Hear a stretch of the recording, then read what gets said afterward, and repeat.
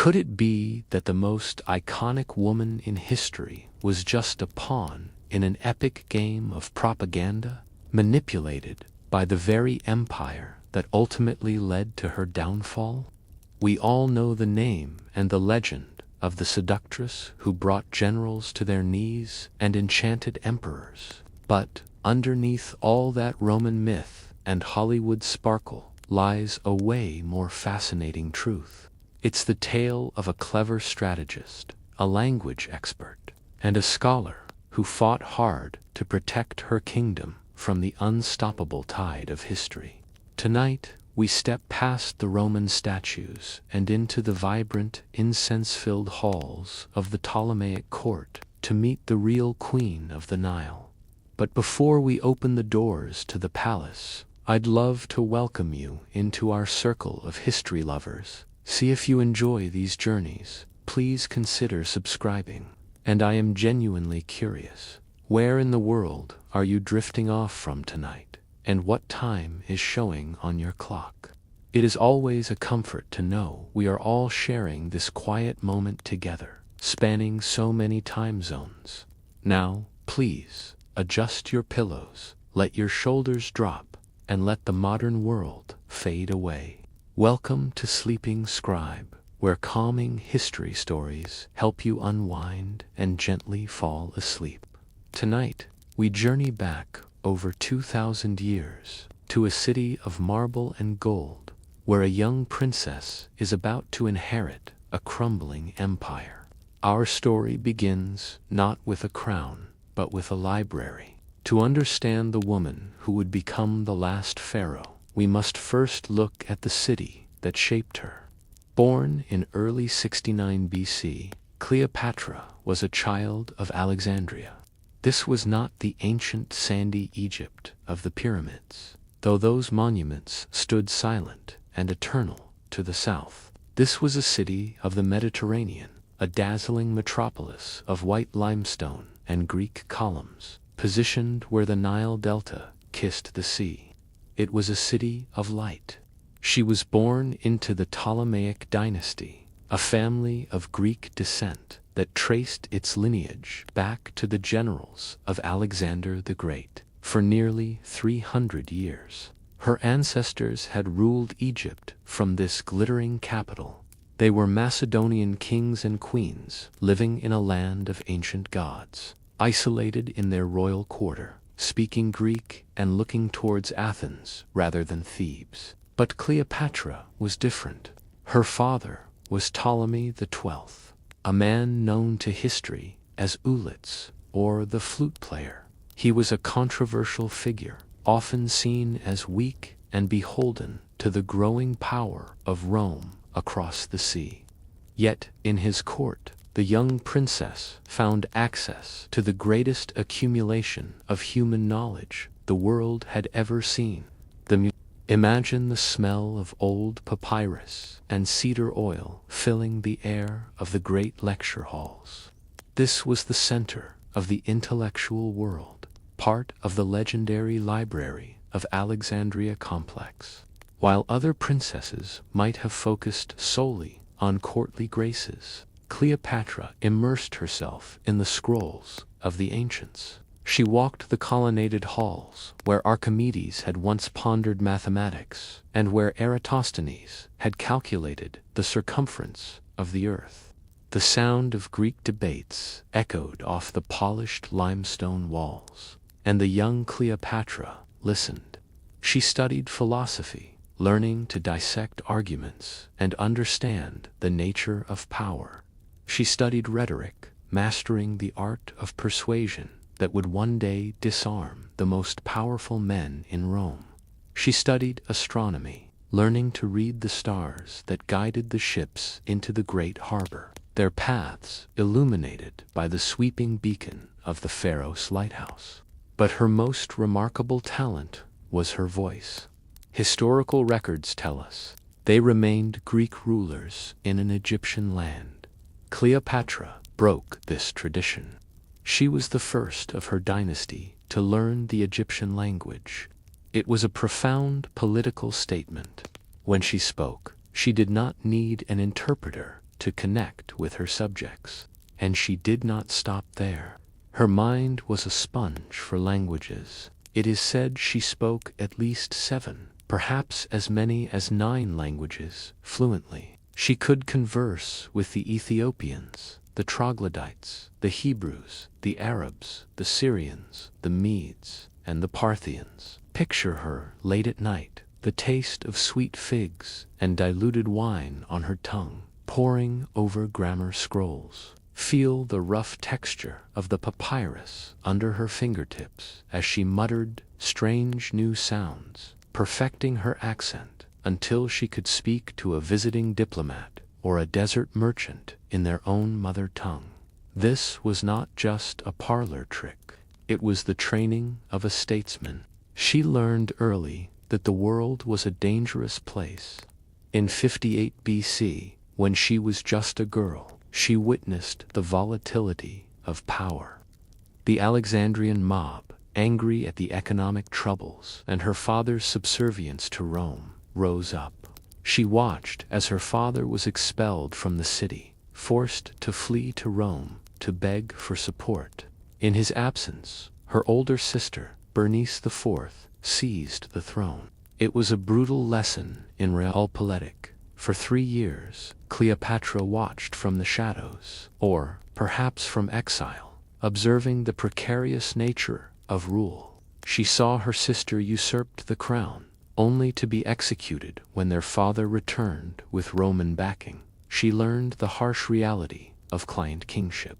Egypt was wealthy, but it existed under the long, ominous shadow of the Roman Republic. Rome was the wolf at the door, hungry for Egypt's grain and gold. With her father's death, the 18-year-old scholar was thrust onto the throne. Not alone, but shackled to a brother who wanted her dead. The year was 51 BC. The will of her father had been clear.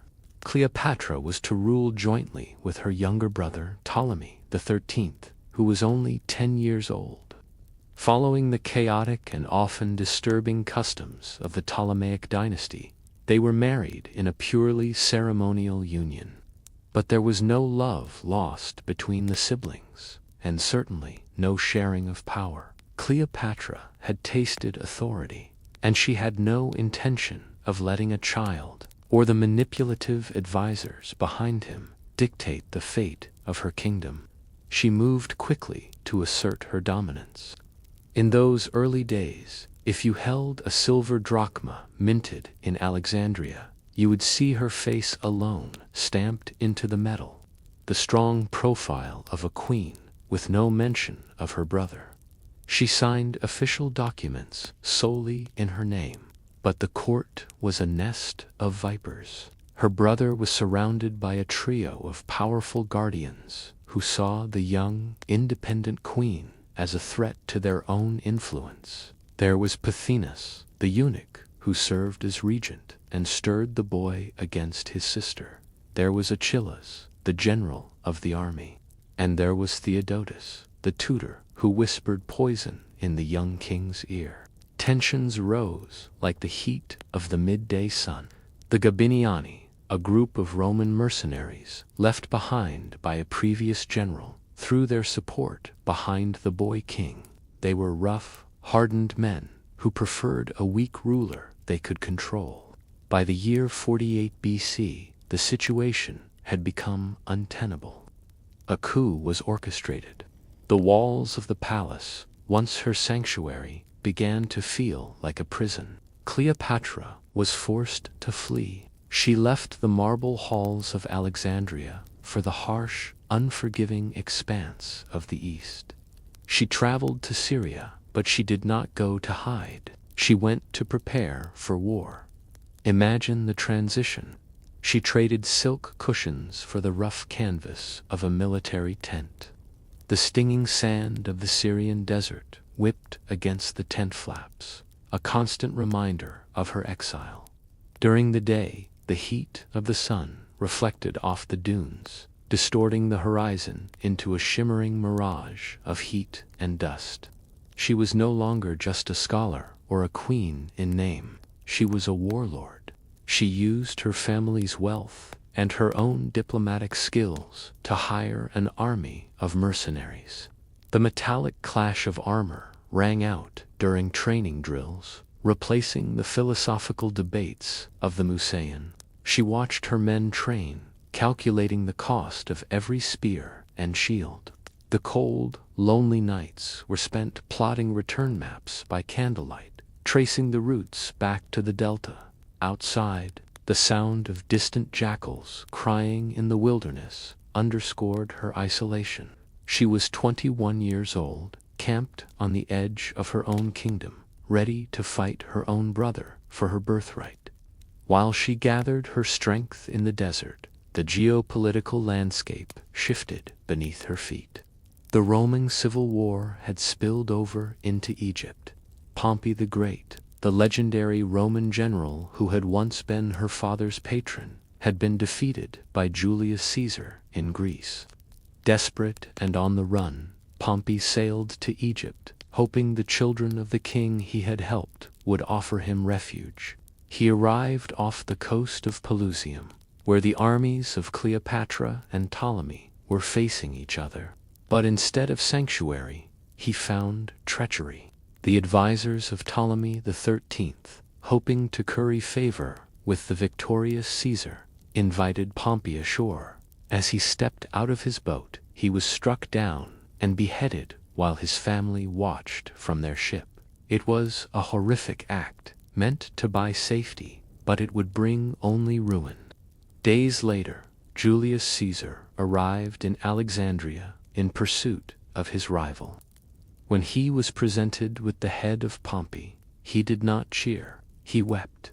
Pompey had been his enemy, yes, but he was also a fellow Roman and his former son-in-law. Caesar was furious at the disrespect shown to a Roman consul by a foreign boy king. Caesar marched into Alexandria and set up his headquarters in the royal palace, effectively taking the city and the young king hostage. He declared that he would settle the dispute between the siblings. He summoned them both to appear before him. For Ptolemy, this was simple. He was already in the city, surrounded by his army. For Cleopatra, exiled in the desert, with an enemy army blocking her path, it seemed impossible. If she tried to enter the city openly, Achilles and his men would kill her before she reached the palace gates. With Caesar in her palace and her brother's army blocking the gates, Cleopatra realized she needed a different way to enter the city and history. She needed to get into the palace unseen. She needed to bypass the guards, the hostile soldiers, and the spies that watched every entrance. She devised a plan that was equal parts daring and theatrical. It required absolute trust in one man, her loyal servant, Apollodorus the Sicilian. It was late in the year 48 BC. Night had fallen over the harbor of Alexandria. A small boat slipped quietly through the dark waters, avoiding the patrols of the royal fleet. It docked in the shadow of the palace walls. Cleopatra, the queen of Egypt, stood on the damp wood of the dock. She knew that her royal robes and diadem would be a death sentence if she were spotted. She needed to be invisible. The story that has traveled down through the centuries tells of a carpet unrolled to reveal the queen. But the historical reality was likely more gritty and practical, though no less suspenseful.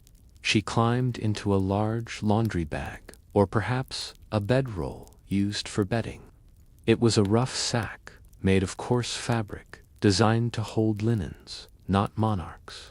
Apollodorus tied the sack with a leather strap. He lifted the bundle onto his shoulder. Inside, Cleopatra was plunged into muffled darkness. She could feel the movement of his steps, the sway of his body as he walked. She had to remain perfectly still. One cough, one shift of weight could betray her. Imagine the tension inside that sack. The air would have been close and warm. She could hear the muffled sounds of the palace as they entered, the challenge of the guards, the grunted replies of Apollodorus, the heavy doors creaking open, the sound of sandals on marble floors. She was entirely helpless, suspended in the hands of a servant, literally being smuggled into her own home like a bag of dirty clothes. They reached the private chambers where Julius Caesar was staying. Apollodorus lowered the burden to the floor. He undid the strap. The sack fell open. There was a sudden rush of cool air and the flickering orange glow of torchlight. Cleopatra rose from the bedding. She was 21 years old, vibrant, intelligent, and undeniably royal, despite her chaotic entrance. Standing before her was Julius Caesar, the most powerful man in the Western world. He was 52, balding, with sharp eyes that missed nothing. He was expecting a supplicant. Instead, he found an equal. It is often said that Caesar was seduced by her beauty, but Caesar had known many beautiful women. What captivated him that night was her wit, her audacity, and her political acumen. She spoke to him in his own language, or perhaps in the Greek of the intellectuals he admired. She explained her case with the clarity of a lawyer and the passion of a queen. By the time the sun rose over Alexandria, an alliance had been forged that would shake the foundations of the world. The next morning, Caesar summoned Ptolemy XIII to a reconciliation meeting. When the boy king entered the room and saw his exiled sister sitting comfortably beside the Roman consul, the shock was absolute. He realized instantly that he had been outmaneuvered. In a fit of rage, the young boy tore the royal diadem from his head and threw it onto the marble floor, screaming that he had been betrayed. He ran from the room, crying out to his generals. Chaos erupted. The mob, incited by the king's advisors, surrounded the palace. Caesar and Cleopatra were trapped. They were besieged in the palace quarter, a small island of control in a city that had turned against them. This was the beginning of the Alexandrian War. For months, they lived in a state of high tension. The fighting was brutal. At one point, Caesar's soldiers were forced to set fire to the Egyptian fleet docked in the harbor to prevent it from being used against them. The flames leaped from the ships to the warehouses on the docks. The smell of smoke mixed with the salty sea breeze. Tragically, the fire spread, and parts of the great library complex were singed, a loss that scholars still mourn. From the palace balconies, Cleopatra watched the city burn. She stood beside Caesar, analyzing the troop movements, planning the defense. It was a baptism by fire for their partnership. They were cornered, outnumbered, and fighting for their lives. But the tide turned. Reinforcements arrived from the north. Mithridates of Pergamon, an ally of Caesar, marched into Egypt. Caesar broke out of the palace to join him. In the Battle of the Nile, the forces of Ptolemy XIII were crushed. The young king, fleeing the carnage, boarded a boat that was overloaded with panicked soldiers. It capsized, and the boy drowned in the silt-laden waters of the river, weighed down by his golden armor. Victory secured, the unlikely pair embarked on a journey that would show Caesar the true scale of the power he had allied with. With her brother gone and her throne secure, Cleopatra was the undisputed mistress of Egypt. But she needed to ensure that Rome understood exactly what that meant. She did not want to be a province. She wanted to be an ally. To demonstrate the immense wealth and divine authority of her position, she invited Caesar on a cruise up the Nile. This was no ordinary boat trip. They boarded the Thalamigos, a massive royal barge that was essentially a floating palace. It was a marvel of engineering and luxury. unlike anything the Roman general had ever seen. The whole was made of cedar and covered in gold leaf. It rose 2 stories high, featuring colonnades, dining halls, and lush gardens with real soil and plants. For weeks, they drifted south, against the current of the life-giving river. The gentle lapping of water against the hull was the soundtrack to their victory tour. As the massive barge passed villages and towns, thousands of Egyptians lined the riverbanks. They burned incense and cheered, not just for a ruler, but for a living goddess. To them, Cleopatra was Isis, and Caesar was her consort. They visited the ancient sites. They walked through the colossal temples of Memphis and Thebes, places that were already ancient when Rome was just a collection of mud huts. Cleopatra showed Caesar the hieroglyphs, explaining the history of her land. She showed him the granaries that fed the Mediterranean. She was showing him that Egypt was not just a prize to be looted, but a partner to be respected. The golden light of the Egyptian sunset turned the Nile into a ribbon of liquid fire each evening. The smell of lotus flowers adorning the deck mixed with the perfumes of the court. Under the silk canopies of the floating pavilion, shielded from the sun by ostrich feather fans, they planned the future. It was during this time that Cleopatra became pregnant. When she gave birth in 47 BC, she named the boy Ptolemy Caesar, but the Alexandrians, with their sharp wit, called him Caesarion, or Little Caesar. He was the living embodiment of the union between East and West. Caesar, however, was in a difficult position. He was a Roman, and Roman law did not recognize children born to foreign queens. He refused to officially name Caesarion his heir. Yet, he allowed the boy to carry his name, a tacit acknowledgement of paternity that sent shockwaves through the Roman Senate. Before he left Egypt to return to the chaos of Roman politics, Caesar ensured Cleopatra's safety. He left 3 Roman legions stationed in Egypt, ostensibly to protect the queen, but also to ensure the grain supply remained steady. Cleopatra was crowned again, wearing the traditional double crown of Upper and Lower Egypt. She had survived exile, war, and the siege of her own palace. She had seduced the most powerful man on earth and borne him a son. With Egypt secure and an heir in her arms, Cleopatra looked across the Mediterranean. It was time to conquer Rome, not with legions, but with presence. We are leaving the sun-drenched banks of the Nile for a moment, as we prepare to follow our queen across the sea to Rome. I'd love to know what other great figures of the ancient world would you like to hear about in a future story. Perhaps a philosopher, a conqueror, or another misunderstood queen. Let me know in the comments, and I will add them to our library of dreams. The Mediterranean Sea is a vast, breathing body of water that has always divided worlds as much as it connects them. When Cleopatra stepped onto the ship that would carry her to Rome in the year 46 BC, she was crossing more than just the sea. She was crossing the threshold between the ancient, divine monarchy of the East and the pragmatic, iron-willed Republic of the West. She was leaving the land of the lotus for the land of the wolf. She did not travel alone.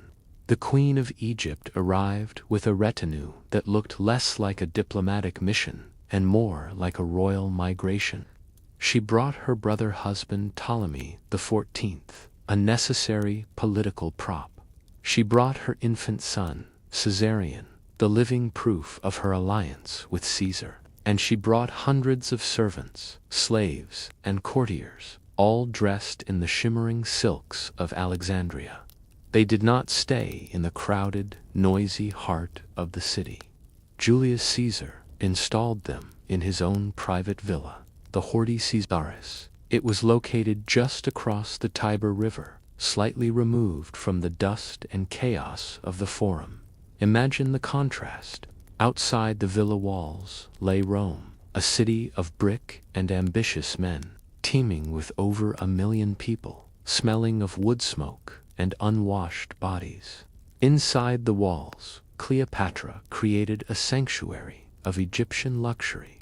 The cool marble of the villa gardens offered a respite from the Roman heat. Fountains played softly, masking the distant roar of the city. Here, the queen held court. The most powerful men in Rome came to visit her, drawn by curiosity and the need to be close to Caesar's circle. But her presence was a scandal. To the conservative Romans, she was a dangerous anomaly. A woman who ruled, a queen in a republic that despised kings. It was unheard of. Caesar, however, did not hide her. In fact, he made a gesture that sent shockwaves through the Senate. In the newly built temple of Venus Genetrix, dedicated to the mythical ancestor of his family, he erected a statue. It was not a statue of a Roman matron. It was a golden statue of Cleopatra, depicted as the goddess Isis. Think of the audacity. In the heart of Rome, beside the goddess of Rome's origins, stood the Queen of Egypt, cast in gold. It was a statement of divine power that terrified the old guard. Cicero, the famous orator and defender of the Republic, wrote letters dripping with venom. He claimed he despised her. He complained about her arrogance. He complained that her promises of gifts were never fulfilled. But even his hatred was a form of obsession. Rome was captivated. During her 2-year stay, the city began to change. Roman women, usually bound by austere traditions, began to imitate her. They copied her pearl-adorned hairstyles. They adopted the lighter, more flowing fabrics she wore. The starkness of the Republic was being softened by the glamour of the East. But the Ides of March were approaching. The atmosphere in the city grew tense. Rumors of conspiracies whispered through the porticos. On March 15th, 44 BC, the unthinkable happened. Julius Caesar was assassinated in the theater of Pompey. The news would have reached the villa across the Tiber like a physical blow. The sudden, terrifying silence that follows a catastrophe must have descended on the gardens. The protector was gone, the lover was dead, and suddenly the queen and her son were alone in a hostile city. Cleopatra realized immediately that she and Caesarion were in mortal danger. If Caesar had been killed for acting like a king, what would they do to the woman who had inspired him? What would they do to his son? There was no time for mourning. There was only time for survival. In the middle of April, just weeks after the murder, she fled. The rocking of the ship escaping the port of Ostia at night marked the end of her Roman ambition, or so it seemed. As the coastline of Italy faded into the darkness, she turned her face back toward the sun. She returned to an Egypt that needed her. Shortly after their return, her brother Ptolemy XIV died. History is quiet on the cause, though rumors of poison have always swirled. But in the ruthless calculus of dynasty, his death was necessary. It cleared the way for the one person Cleopatra trusted above all others. She elevated her son Caesarion to the throne.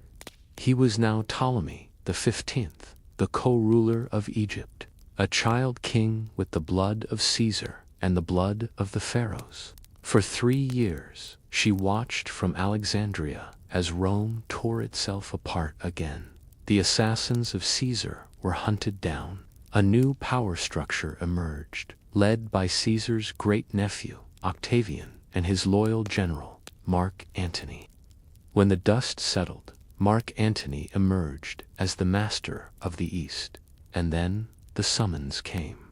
It was the year 41 BC. Mark Antony was camped in Tarsus, in modern-day Turkey. He was preparing for a campaign against the Parthians, and he needed money. He summoned the Queen of Egypt to answer for her lack of support during the civil wars. It was a demand for submission. Cleopatra, however, did not submit. She prepared a performance. She delayed her arrival, making Antony wait. She let the anticipation build. She knew Antony was a man of appetites, a man who loved spectacle and grandeur. She would not come to him as a nervous vassal. She would come to him as a goddess visiting a mortal. She sailed up the Cydnus River, but this was no ordinary arrival. It is perhaps the most famous entrance in the history of the world. Imagine standing on the banks of the river. The water is calm, reflecting the blue of the sky. Suddenly, music drifts on the breeze. It is not the martial trumpets of Rome, but the soft, alluring sound of flutes and lyres. And then the ship appears around the bend. It was a vision from a dream. The hull of the barge was not painted wood, but covered in gold leaf that caught the sun.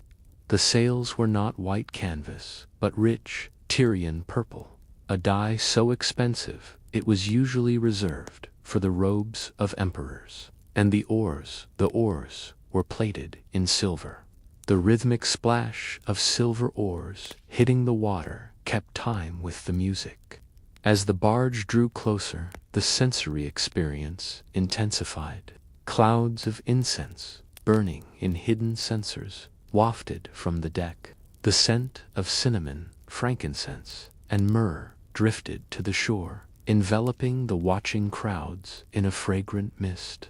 On the deck, under a canopy woven of gold cloth, lay Cleopatra. She was not dressed as a queen. She was dressed as Aphrodite, the goddess of love. Boys, dressed as cupids, fanned her. Her handmaidens were costumed as nereids and graces, steering the rudder and adjusting the ropes. Mark Antony was waiting in the market square, seated on his tribunal chair, expecting the queen to come to him. But the crowd deserted him. They ran to the riverbank, shouting that Aphrodite had come to revel with Dionysus for the good of Asia. Antony was left sitting alone. The barge dropped anchor. But still, she did not go to him. She sent a message, inviting him to dine with her on board. It was a subtle power play. If he wanted to see her, he had to step onto her territory. He accepted. When he boarded the ship, he stepped into a world of light. As evening fell, hundreds of lanterns were lit simultaneously, arranged in complex geometric patterns. The soft, golden lighting transformed the deck into a floating palace. The dinner that followed was a masterpiece of excess. There were mountains of roasted meats, exotic fruits, and wines from the finest vineyards of the Nile.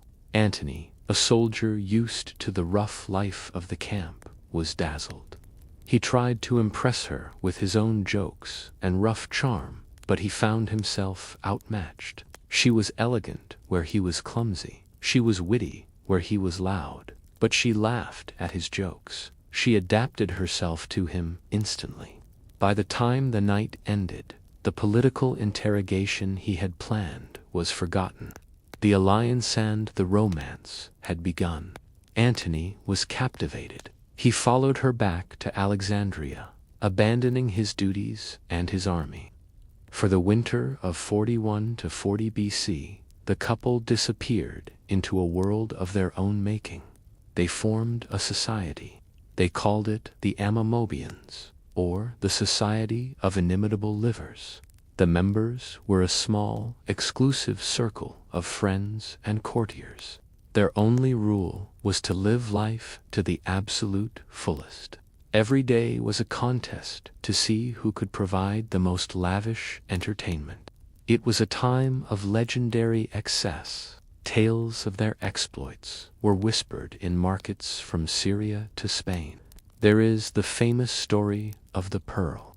One night, during a feast, Antony joked that Cleopatra could not possibly spend 10 million sesterces on a single meal. She accepted the wager. The next evening, the meal was magnificent, but not unusually expensive. Antony smirked, thinking he had won. But then Cleopatra called for the final course. A servant brought out a single glass of vinegar. Cleopatra took a massive pearl from her earring, pearl worth a kingdom, and dropped it into the acid. They watched in silence as the calcium carbonate dissolved in the strong vinegar. When it was gone, she drank the mixture. She had consumed a fortune in a single gulp. Antony conceded defeat. But their life was not just about wealth, it was about joy. They were like two teenagers in love, escaping the crushing weight of their responsibilities. They would dress in the clothes of common servants and wander the streets of Alexandria at night. They peered into windows, played pranks on the locals, and ran laughing through the dark alleys when they were recognized. It was a winter of luxury, but it was also a winter of deep connection. Cleopatra had found a partner who did not treat her as a fragile thing or a political tool. Antony found a woman who could match his boundless energy. But the real world could not be held back forever. Rome demanded attention. Troubles in Italy and a Parthian invasion in the east forced Antony to leave. He returned to Rome, and in a move that must have broken Cleopatra's heart, he married Octavia, the sister of his rival, Octavian, to seal a political truce. For 3 years they were apart. In that time, Cleopatra gave birth to twins, a boy named Alexander Helios, meaning the sun, and a girl named Cleopatra Selene, meaning the moon.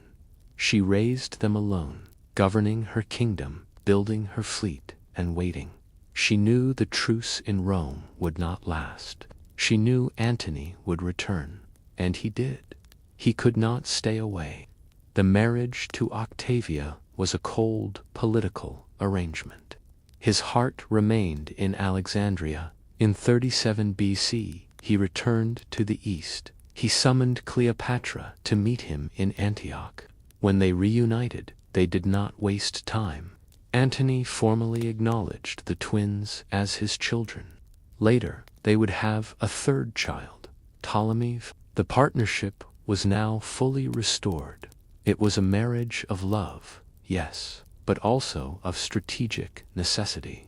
Antony needed the vast wealth of Egypt to fund his wars. Cleopatra needed the Roman legions to secure her borders and protect her children's future. Together, they were the most powerful couple on earth, but they wanted more. They wanted to redraw the map of the world.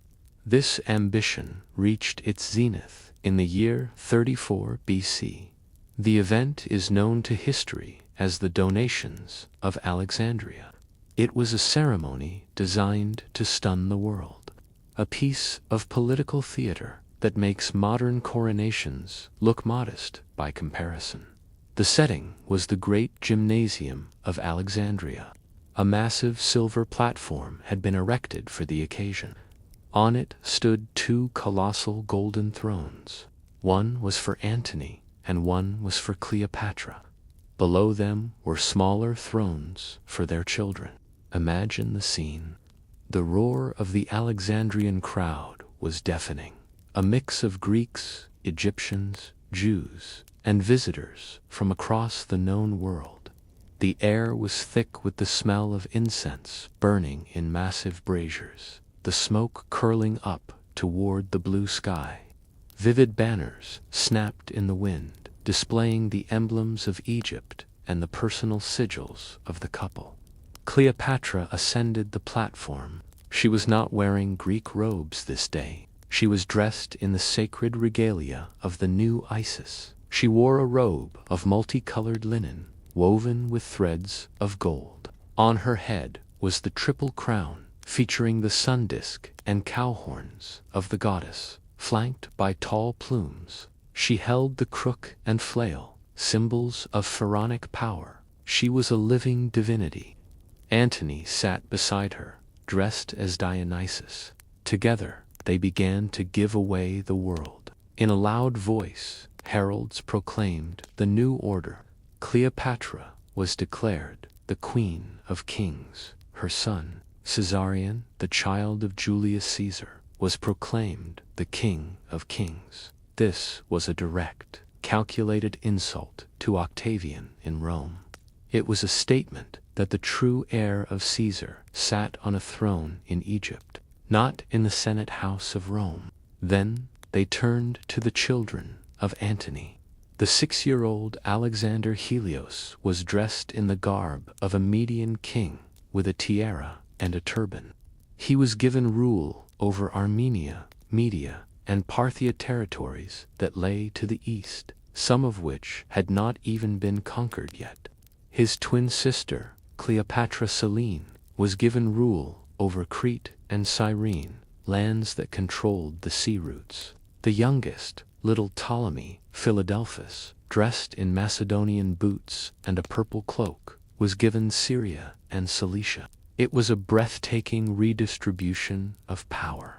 They were carving up the Roman East and turning it into a family estate. They were claiming that the East did not belong to the Senate and people of Rome. It belonged to the house of Ptolemy and the house of Antony. The blinding reflection of the sun on the golden thrones must have made them look like statues come to life. To the people of Alexandria, it was a moment of supreme triumph.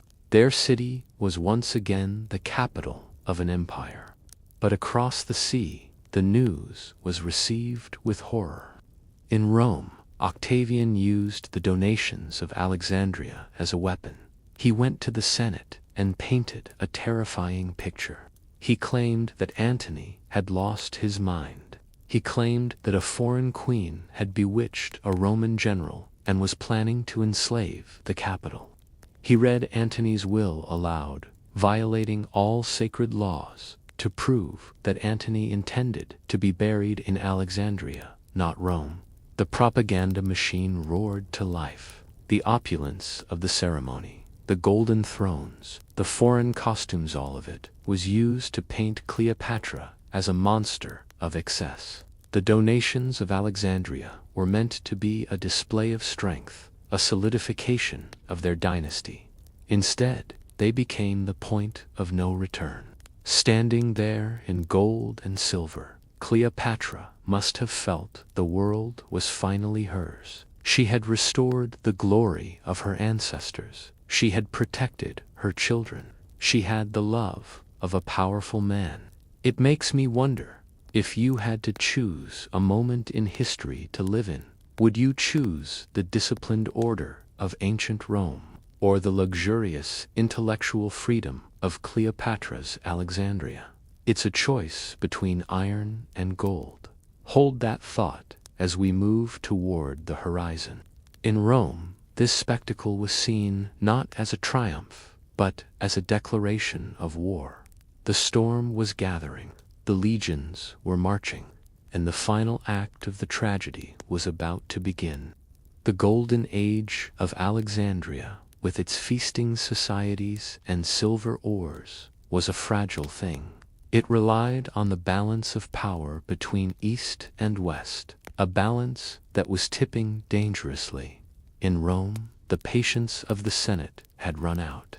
Octavian, the cold and calculating nephew of Caesar, knew that he could not win a war against Antony if it looked like a civil dispute between two Romans. He needed a foreign enemy. He needed a witch. And so, the war of propaganda began. It started with a sacrilege. In the heart of the Roman Forum stood the Temple of Vesta, the sacred sanctuary of the eternal flame. It was here, under the protection of the Vestal Virgins, that Romans deposited their wills for safekeeping. It was a holy place, inviolable by law or custom. But Octavian did not care for custom. He marched into the temple, brushed past the protesting priestesses, and seized the will of Mark Antony. He took the scroll to the Senate House. He broke the seal. He read the private words of his rival aloud to the assembly. The contents were shocking to the Roman ear. Antony recognized Caesarion as Caesar's true heir. He gave massive gifts to his children with Cleopatra. But the line that sealed his fate was his request to be buried, not in Rome, beside his ancestors, but in Alexandria, beside Cleopatra. The outrage was immediate and carefully manufactured. Antony was painted as a man who had lost his soul to a foreign sorceress. The Senate did not declare war on Antony. That would have been too politically messy. Instead, they declared war on Cleopatra. It was a massacre. It rallied the entirety of Italy against the Eastern menace. The legions marched, the fleets gathered. The storm had broken.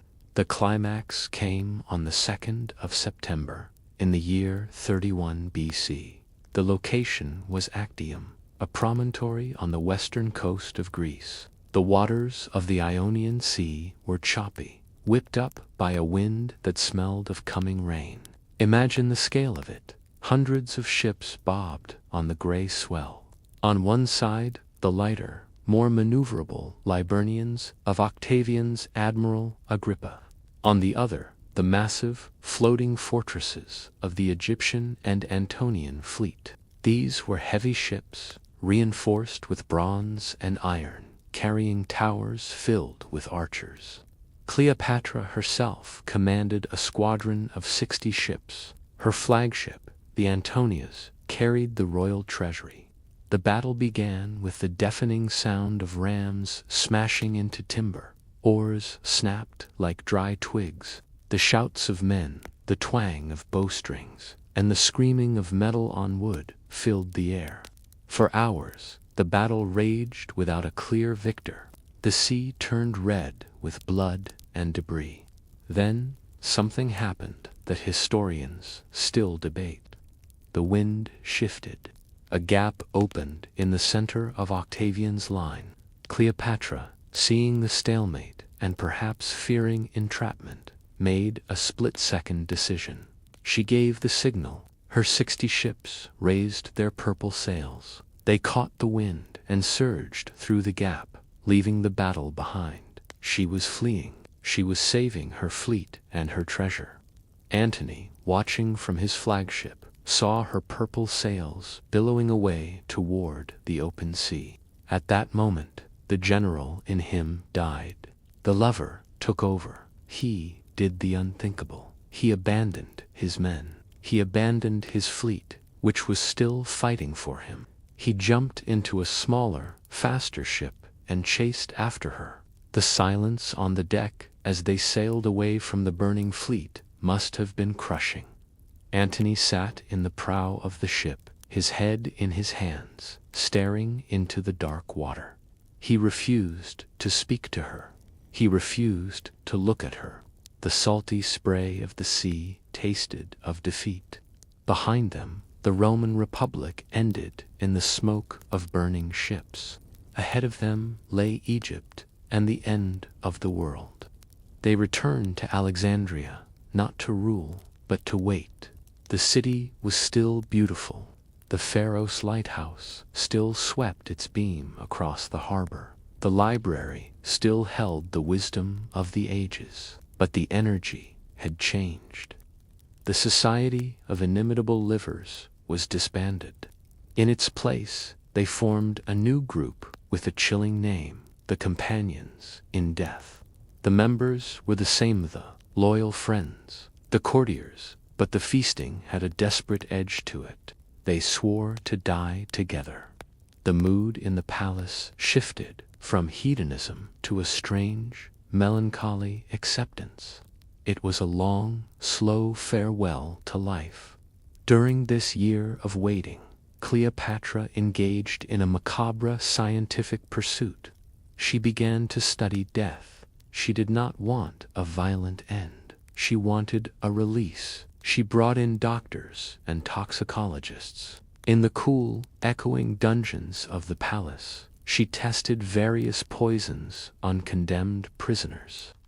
This was not cruelty born of malice, but a desperate search for a gentle exit.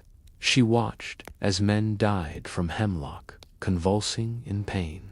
She dismissed it. She watched the effects of wolfsbane, too violent.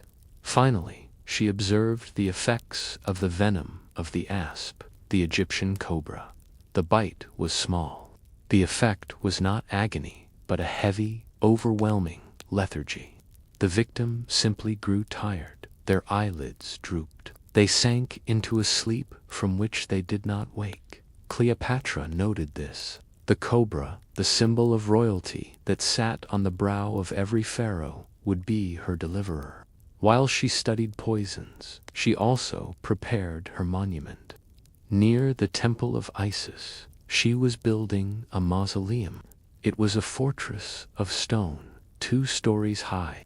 Into this tomb, she began to move her life. Slaves carried crates of gold ingots, chests of emeralds and pearls, ivory tusks, and chests of cinnamon and ebony. She filled the space with the entire portable wealth of the Ptolemaic dynasty. This was not just for the afterlife, it was a threat. She sent word to Octavian that if he pushed her too hard, she would set fire to the mausoleum. She would burn herself and the treasure together, leaving Rome with nothing but ash. It was her final bargaining chip. She also made the hardest decision a mother can make. She realized that her proximity was a death sentence for her son. Caesarion was 17 now, a young man who looked like Caesar. She gave him a purse of gold and sent him away toward the Red Sea with instructions to flee to India. Watching his caravan disappear into the desert, dust must have broken something inside her that the Romans could never touch. Antony, meanwhile, had retreated into isolation.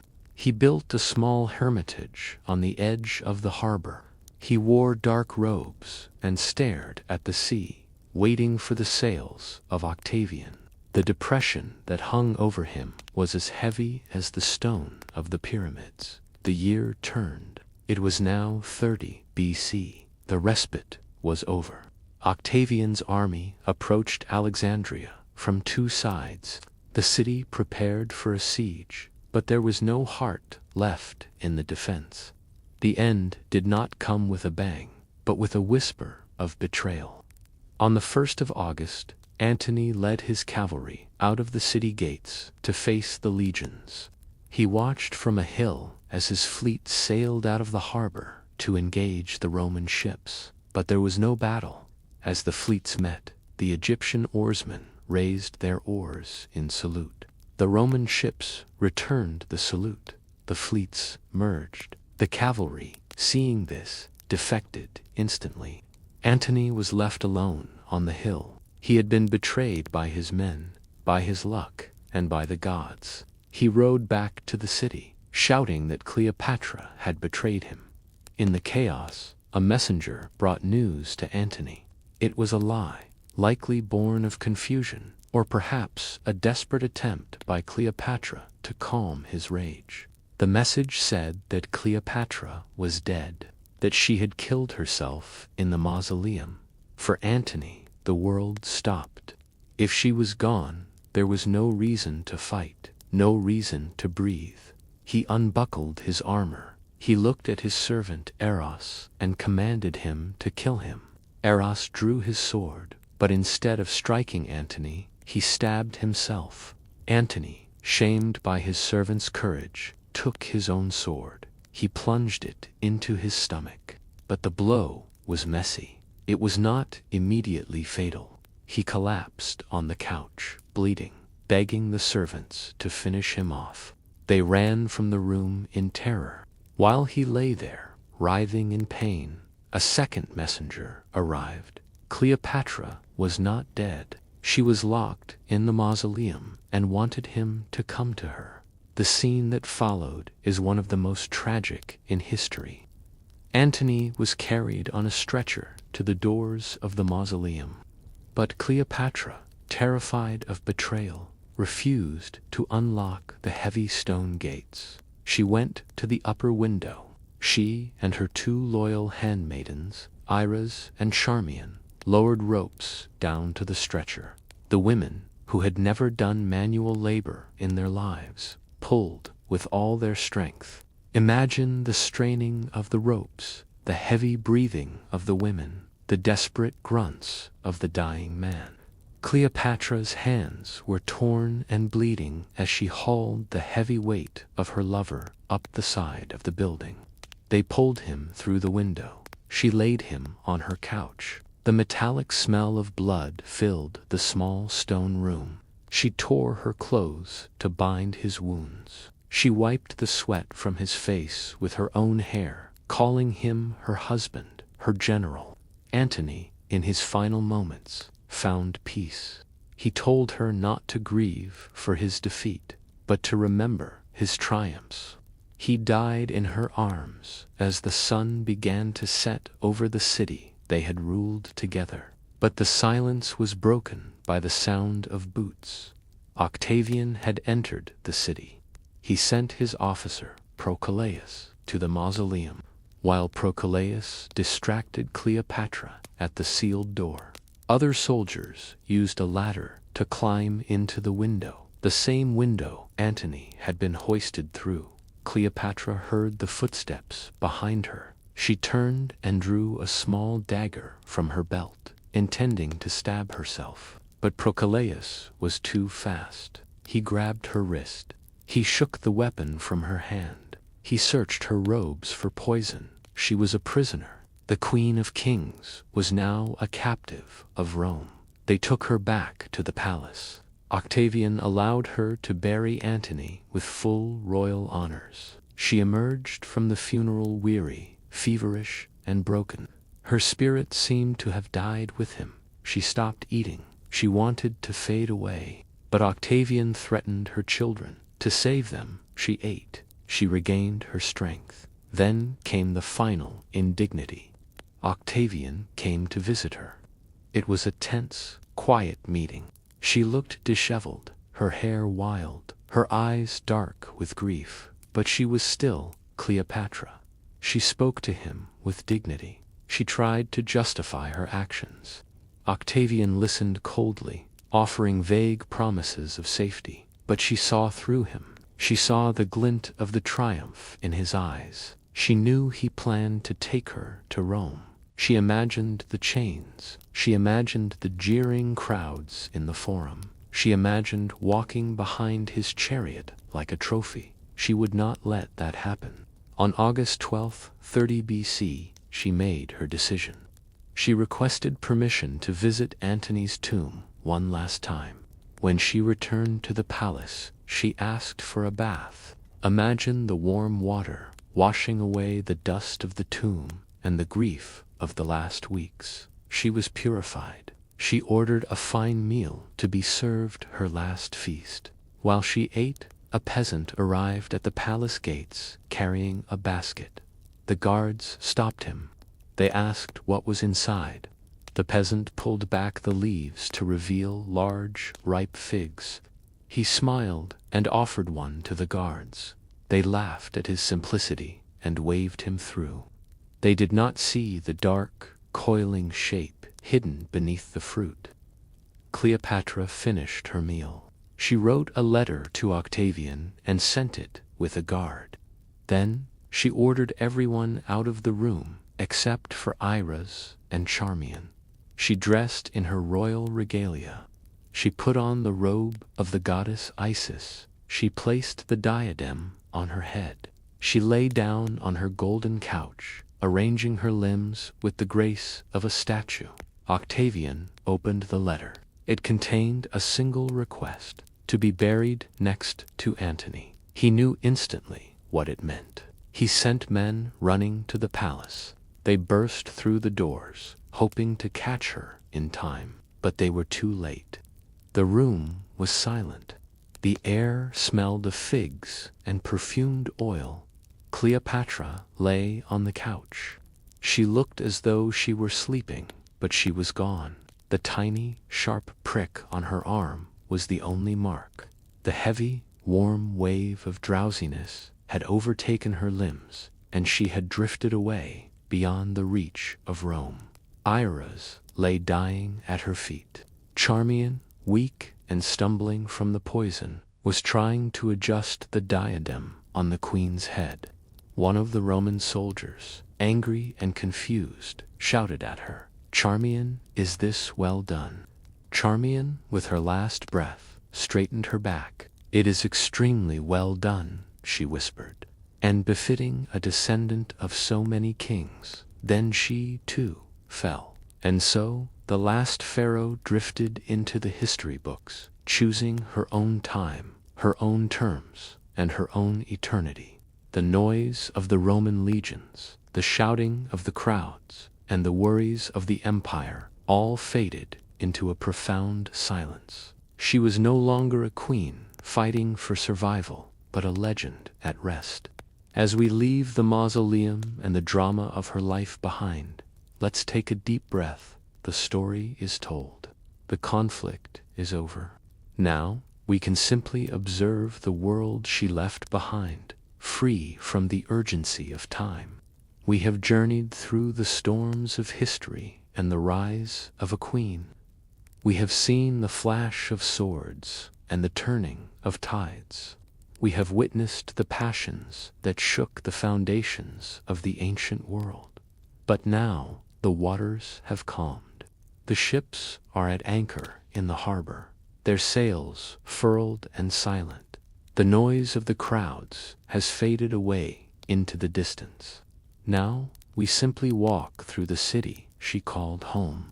We take a slow, deliberate, and quiet tours of the world she ruled. We look at the stones and the streets. We look at the river that fed the land, and the scrolls that fed the mind. There is no urgency here. There are no sudden movements. There is only the steady, enduring architecture of a great civilization. Let us begin with the city itself, Alexandria. It was not a settlement that grew by accident or circumstance. It was a city of pure intent. It was born from the singular vision of Alexander the Great in the year 331 BC. The legend is told in quiet tones by the firesides. It says that he traced the outline of the walls himself. He stood upon the empty sand between the lake and the sea.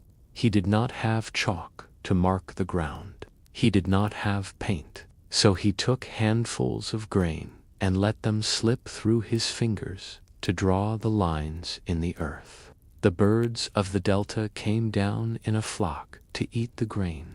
The seers who stood nearby said this was a sign.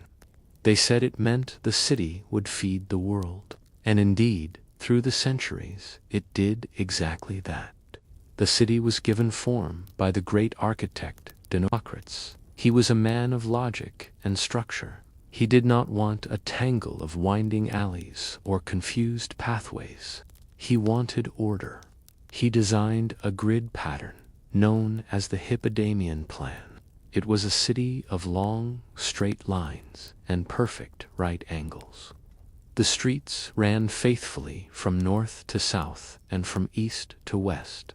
This was not just for beauty, it was a masterpiece of climate control. The grid allowed the cool Etesian winds from the sea to sweep through every avenue. Even in the height of the Egyptian summer, when the sun beat down on the desert, the city breathed. The breeze carried the scent of salt and the sea through the limestone corridors. The most famous of these streets was the Canopic Way. Imagine standing there now. It is vast. It is 100 feet wide. It is wider than any street in the ancient world, a grand boulevard of stone. It is paved with smooth, flat blocks that click rhythmically under the sandals of the travelers. On either side of this great road stood endless rows of marble columns. They stretched as far as the eye could see, a forest of white stone. At noon, the sun was high and bright, casting a blinding glare. But the colonnades, offered a deep, long shadow of cool shade. Pedestrians could walk the entire length of the city without ever feeling the sting of the sun. To the north lay the sea, the constant companion of the city. A massive causeway called the Heptastadion connected the mainland to the island of Pharos. It was an engineering marvel. It was 7 stadia long, which is nearly a mile of earth and stone built across the open water. It acted as a bridge, but also as a barrier. It divided the harbor into 2 safe havens. The water in the great harbor was deep and calm, protected from the waves. It reflected the white buildings like a polished mirror. When you looked at Alexandria from the deck of a ship, it was a city of dazzling white limestone and marble. It shone like a pearl on the edge of the blue water, a beacon of civilization against the raw nature of the coast. In the center of the city stood the Sema, sometimes called the Soma. This was the tomb of Alexander himself. It was a place of profound quiet and reverence. It was the spiritual anchor of the Ptolemaic dynasty.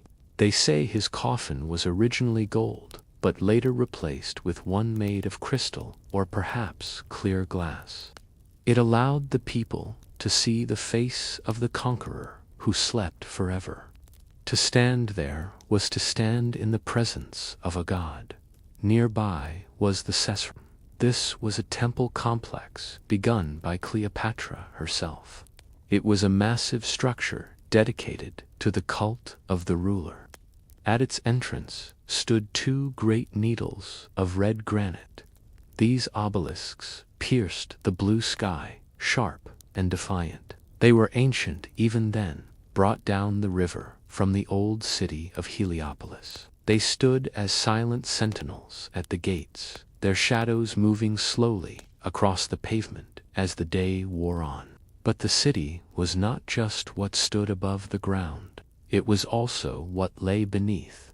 Alexandria had a secret. It rested on a massive, intricate system of underground cisterns. The city was built on a limestone ridge, and the engineers had carved great chambers into the living rock.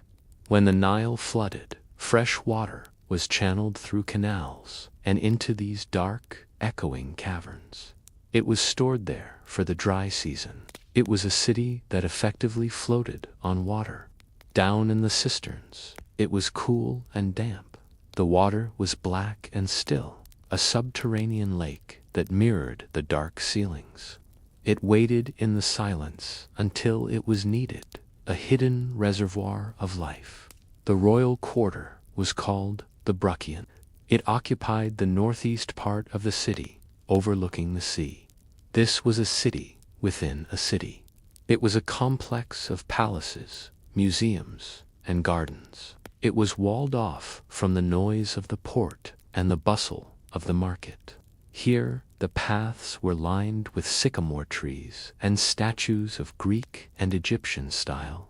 The statues stood still and pale against the greenery. They watched the queens and kings pass by with eyes of stone. The palaces were built of the finest marble, imported across the sea. The floors were mosaics of colored stone, tiny cubes arranged to depict scenes of the hunt and the gods. It was a place of beauty and geometry. It was a place where the chaotic world was held at bay by the strength of stone and the precision of the architect. Beyond the stone and marble, the true treasure of the city was kept on scrolls.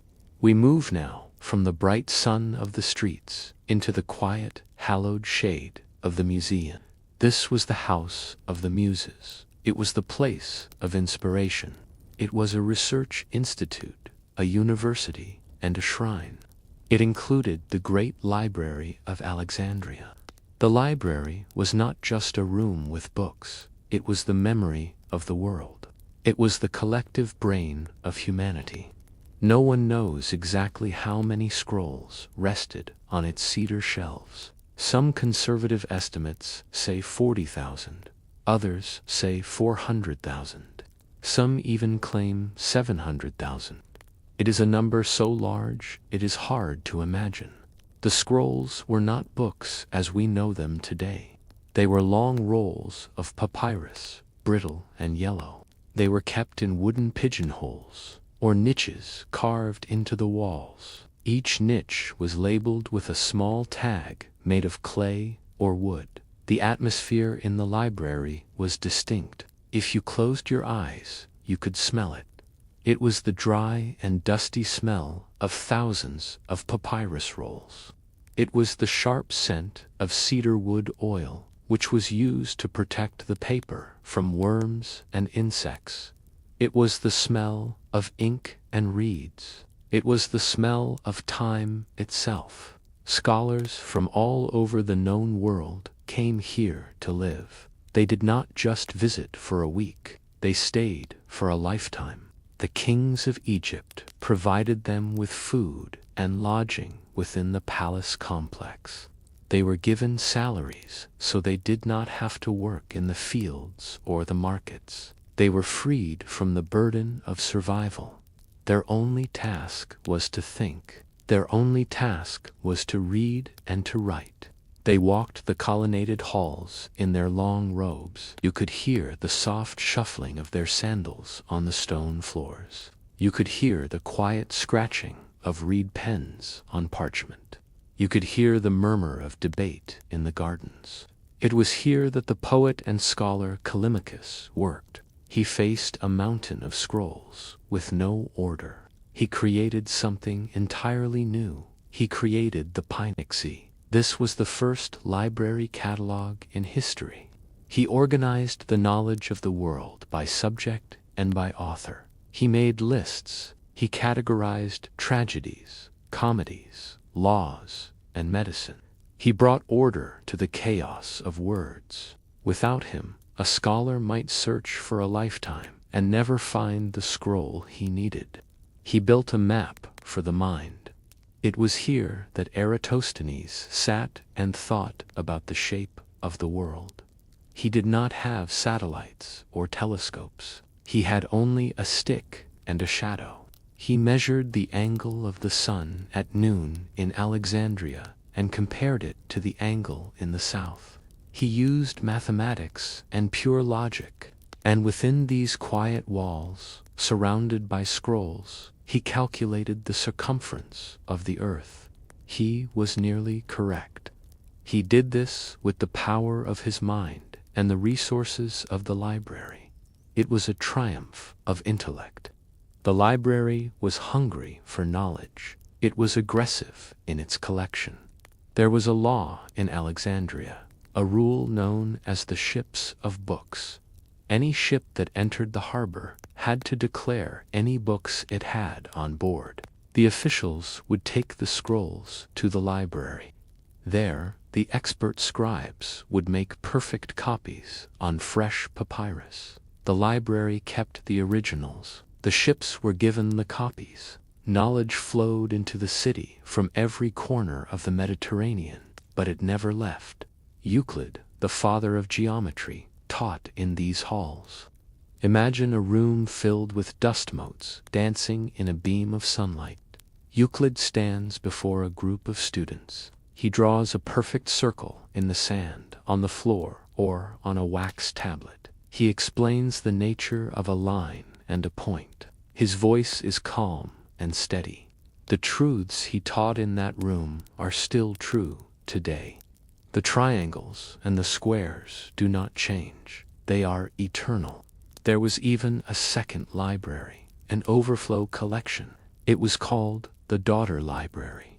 It was located in the Temple of the Serapeum, some distance away in the Egyptian quarter. It was smaller, but still magnificent. It ensured that if a fire touched the main library, the knowledge would not be lost entirely. The city was a machine for remembering. The reading rooms were places of focused silence. Men bent over their desks, their faces illuminated by the light of oil lamps. They unrolled the wisdom of the past. they preserved it for the future. While scholars studied the stars and the shapes of geometry, the administration ensured the flow of the river and the grain. The mind of the kingdom was the library, but the body of the kingdom was the Nile. Egypt was known as the breadbasket of the Mediterranean. It fed Rome, it fed the world. But this abundance did not happen by magic. It happened by bureaucracy. It happened by careful measuring, counting, and recording. The heart of this system was the annual Nile flood. Every year, in the summer, the river rose. It brought the rich, black silt from the heart of Africa. It renewed the land. The Egyptians built structures called nilometers to measure the rising water. These were stone staircases descending into the river or deep wells connected to the water table. Marks were cut into the walls like a ruler. The priests and officials watched the water level rise day by day. If it rose to a certain mark, they knew the harvest would be bountiful. If it was too low, there would be drought and famine. If it was too high, there would be destruction. It was a measurement of life and death. The administration recorded everything. There was a complex bureaucracy that covered the entire land, from the delta to the waterfalls in the south. Every plot of land was measured by surveyors. Every field was registered in the royal archives. The village scribes were the gears of this machine. They stood in the fields with their wooden pallets and red brushes. They wrote down the names of the farmers. They wrote down the size of the harvest. They noted the quality of the grain. Farmers paid their taxes in kind. They did not pay with coins, which were for the cities and the mercenaries. They paid with what they grew. They brought sacks of emmer wheat and barley to the royal granaries.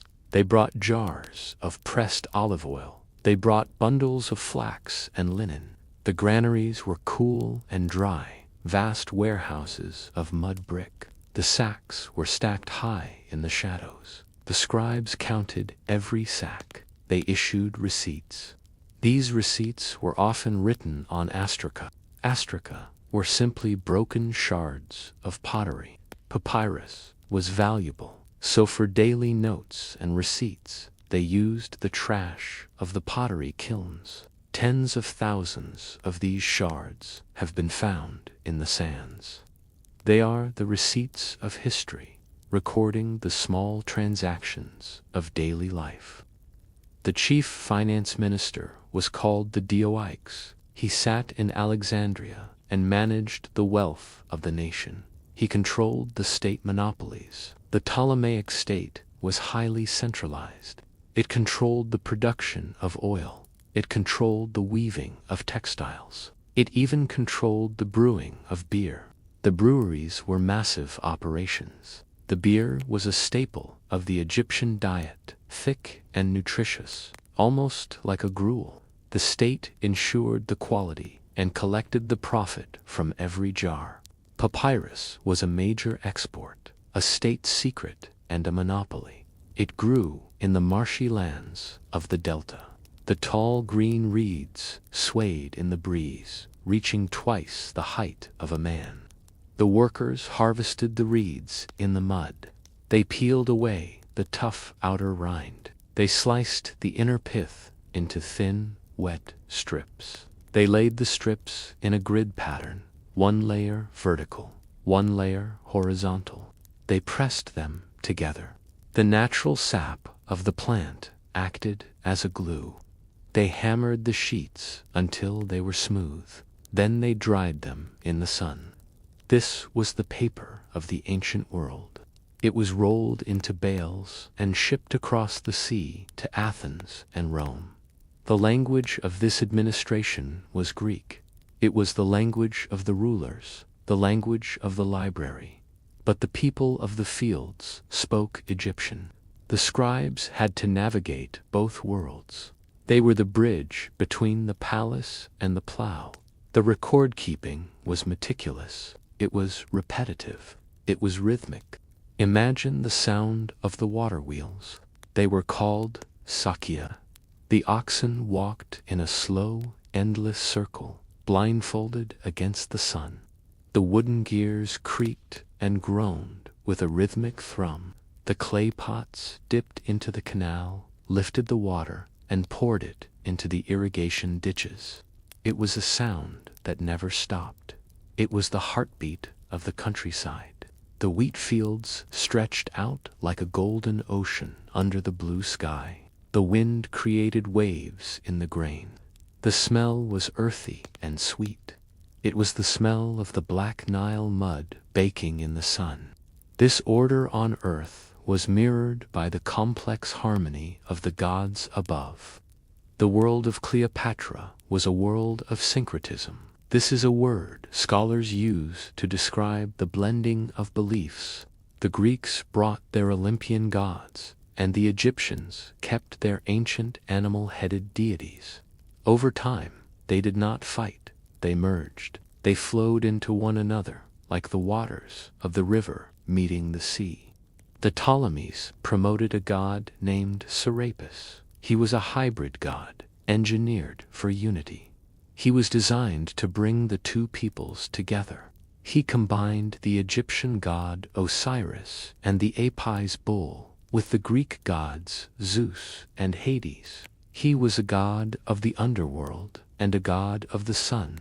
He was a god of fertility and majesty. His statues showed a man with a beard like Zeus, strong and paternal, but on his head he wore a modius, a basket for measuring grain. This symbolized the abundance of the harvest. He was the provider. Cleopatra herself understood the power of these symbols better than anyone.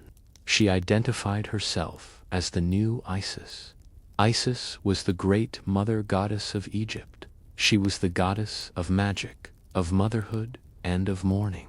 She was the wife of Osiris and the mother of Horus. She was the one who put the broken pieces of her husband back together. She was the healer. When Cleopatra appeared in public, she often dressed in the robes of Isis. She was not just a queen. She was a living vessel for the divine.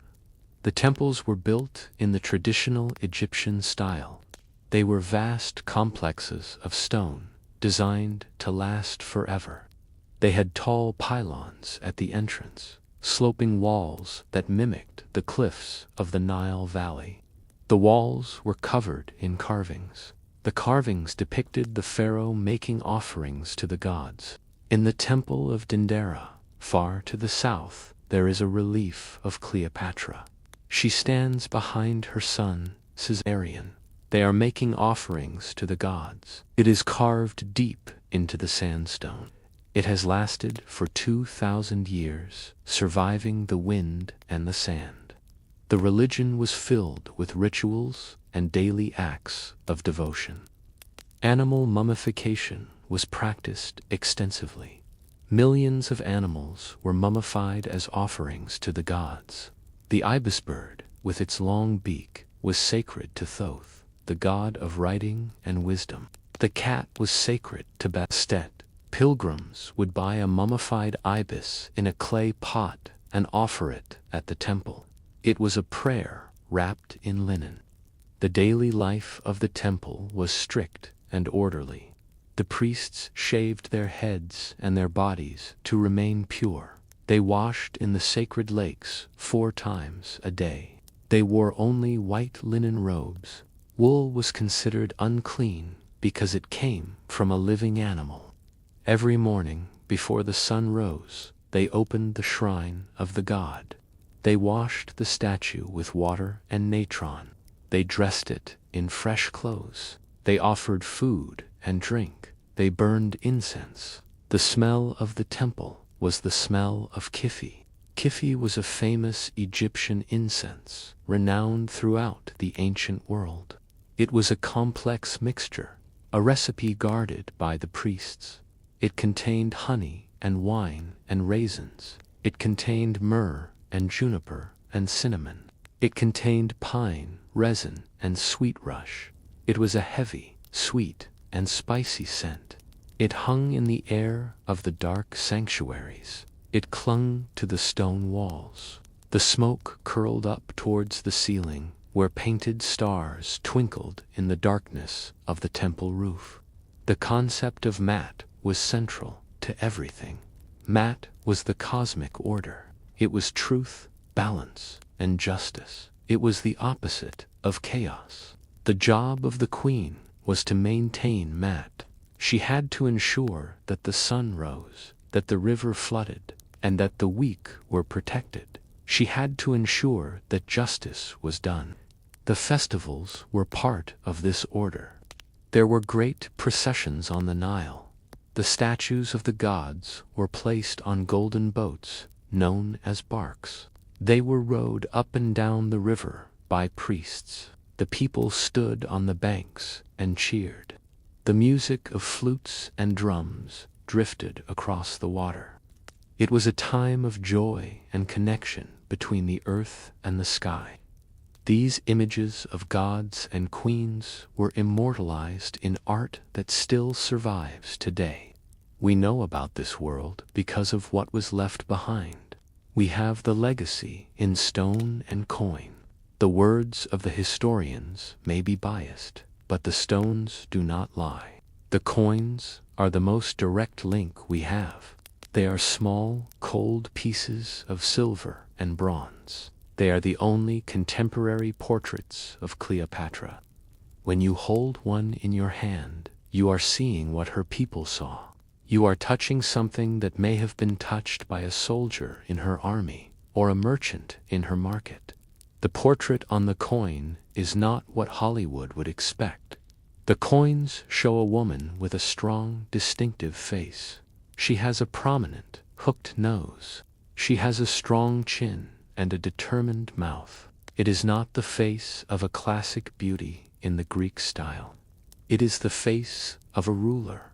It is a face of character and intelligence. It is a face that commands respect. There are also busts carved in marble. The most famous is in Berlin. It shows a young woman with her hair pulled back in a melon-style bun, the fashionable hairstyle of the court. She wears a royal headband called a diadem. Her expression is calm and unreadable. The marble is smooth and white, glowing softly in the museum light. It has been polished by the hands of a master craftsman. We look at her eyes, carved from stone, and we try to guess her thoughts, but she remains silent. But there is a great mystery that hangs over her legacy. No tomb has ever been found. The final resting place of Cleopatra and Mark Antony remains hidden. For centuries, archaeologists and adventurers have searched.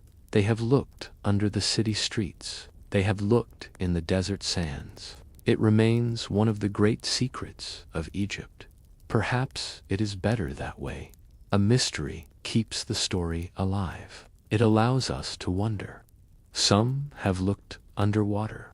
The coastline of Alexandria has changed drastically over the 2,000 years. Earthquakes and tidal waves have reshaped the land. The ancient royal quarter, the Bruchion, sank beneath the waves long ago. In recent years, underwater archaeologists have explored the harbor. It is a silent, suspended world down there. The water is murky and green. The divers move slowly, weightless in the current. The team, led by Frank Gadeo, found treasures resting on the sea floor. They found colossal statues of kings and queens lying on their sides in the silt. They found sphinxes covered in green algae. They found blocks of pink granite with hieroglyphs still sharp after centuries in the salt water. Imagine the silence of these ruins. The fish swim past the face of a stone god. The sand covers the pavement of a sunken palace. It is a ghost city preserved by the sea, a time capsule waiting to be opened. Others have looked at a site called Topasiris Magna. It is a temple far to the west of the city. It is a place dedicated to Osiris, the god of the dead. It is a ruin on a high ridge overlooking the sea and the lake.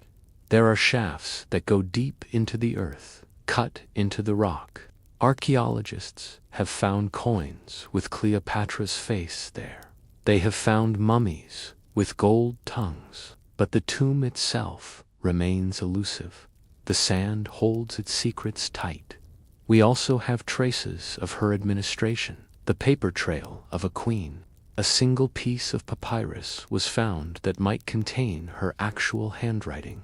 It is a royal decree granting tax exemptions to a friend of Mark Antony. It is a dense legal text, but at the bottom of the scroll there is a single Greek word written in a different hand, a hand that is quick and authoritative. The word is ginnisthoi. It translates to make it happen or let it be done. It is a quick scrawl. It is the command of a queen who had 1,000 things to do. It is a tiny fragment of a life that was once so full of energy and power. The Romans tried to erase her memory. When they took the city, they pulled down her statues. They defaced her monuments. They tried to wipe her name from the stone, but the erasure was incomplete. The story was too big to be hidden. The coins remained in the pockets of the merchants. The temples remained standing in the desert. The library continued to be a beacon of light for centuries, carrying the knowledge she had protected. And now we have reached the end of our tour. The city of white marble fades into the twilight. The noise of the carts and the shouts of the sailors are gone.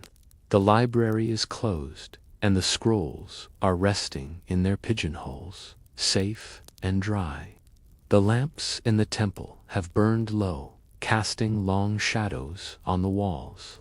The incense smoke has drifted away into the night air. The coins are cold now, and the marble is still.